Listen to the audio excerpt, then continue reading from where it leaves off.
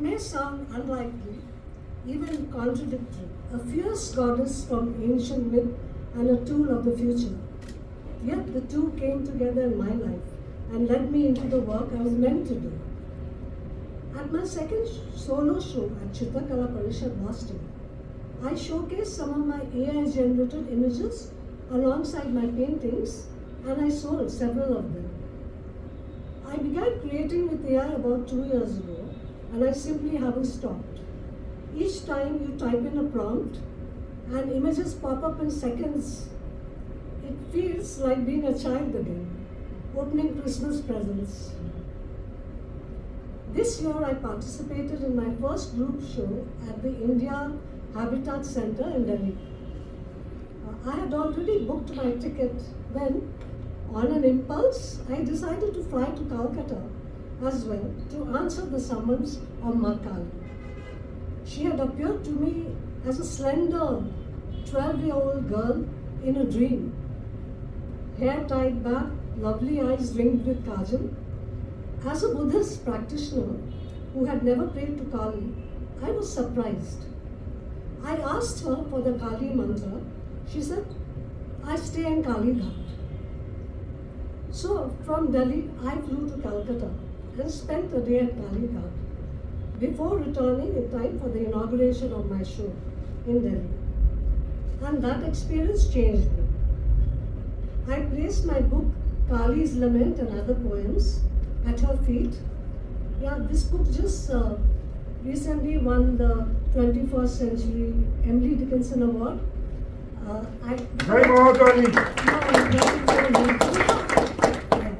So that book I illustrated also. So there were 7 poems. I illustrated each poem with a painting, all using references from my AI generated images. So at the show in India Habitat Center, 2 of the 3 works I showcased were inspired by AI. Today, one of them, Fractured Faces, it's called, hangs in the lounge of the India International Center. That donated piece opened another door for me. I have a show coming up at IRC next year. Since Kalighat, Kali's tag has become my signature. Every collage and painting features it somewhere. And there's fierce fashion, fierce drama, always. My upcoming show this November in Mumbai continues that theme. Glamorous, feisty women with their tongues out in surreal settings. I fuse glamour with mass spirit. Both fascinate me. I have been creating AI-generated images on a professional level too.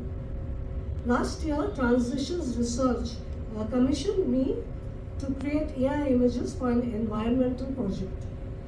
A literary journal online, Mean Pepper Wine, features an AI image I created. It is for a poem called The Melodic Rustle of Fallen Leaves by an Assamese environmental activist called Ruafela Nu. And there's my portrait of her, which looks quite like her. It's very surprising because I fed AI her photograph. And it looks quite a lot like her. So I think I created that particular image on an AI platform called Ideogram. So I used to love Ideogram. You know, in the beginning, I created hundreds of images with Ideogram. The style of art was fantastic, and it was quite free. It was almost free. But you look at Ideogram now, you pay if you want more than 4 images, and the art has degraded. It's important to make hay while the sun shines. So I made lots and lots of images with Ideogram, with anything I could find, with Bing, with another one called, Mid-Journey I didn't use much. I used it very little because it's quite expensive. So I created hundreds of with Bing also. Bing is very good with images, especially fashionable stuff, fashionable women. And prompt, if I prompt long legs, they block your prompt. Yeah, even if you say stiletto shoes, they block your prompt. Yeah, so ask me how I managed to create sexy women in sexy clothes.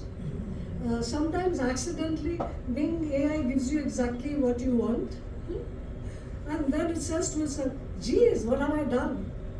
And no more images after that. So I'm also writing a book titled Folk Tales of Goddess Kali. I'm writing another one also, hopefully engaging commentary on Ram Prasad Sen's hymns to Kali, as well as those of Kamalakanta and Nizam. These are Bengali poets and devotees of Ma Kali. AI is doing all the research for me. But I double check, of course, because sometimes AI gets it wrong, and sometimes they even correct AI. AI helps me brainstorm the book, and sometimes surprises me with a brilliant sentence or a paragraph. That's because I am training AI to understand what makes a brilliant sentence or a brilliant image. If I tell it I like something brilliant, it will give me more of it. If I tell it I like something mediocre, it will give me more of it. So, the secret to getting the best out of AI is to be a good writer, editor, and artist first. Good creative judgment is key. And be open to experiences, because good, authentic prose comes from experience. It cannot replace you. It can be an extremely helpful collaborator if you use its gifts in a balanced way. It's not copy-paste. AI can help you revive someone else's creative work too. I have reconstructed a delightfully written children's book from 1916, Wonder Stories for Boys and Girls by Adam Bowens White, which was out of print and is public domain, but nobody has a copy anywhere. Thankfully, I found that book in Trivandrum in a home library which was crumbling away, dusty, all the books were crumbling. So I salvaged a few books. So thankfully, most of the pages are intact. Those that are not intact, like even half torn, AI helped me reconstruct those. And of course, you have to check whether it's in the same style of writing as White, and that it makes sense. But it does a damn good job of that. So that will be soon on Kindle sometime. I'll be publishing it. It's got more than 100 illustrations, and most of them are intact. And my most interesting chapter in the book is about the Bible. It's very interesting where it started, how it started, who wrote it, how much is true, how much isn't, and all that. So according to ChatGPT, this book is the first children's book reconstructed using AI. Yeah, really. And now I'm also launching wearable art under the name Kalighat. You see those two guys? The models. Some tees carry my AI created images, some carry prints of my paintings. Tongue out, power on. Jai Mahakali. So each one is an invocation. You will see a couple of these shots walking around. Don't hesitate to stick your tongue out at them. It's a great anti-aging experience. Try, guys.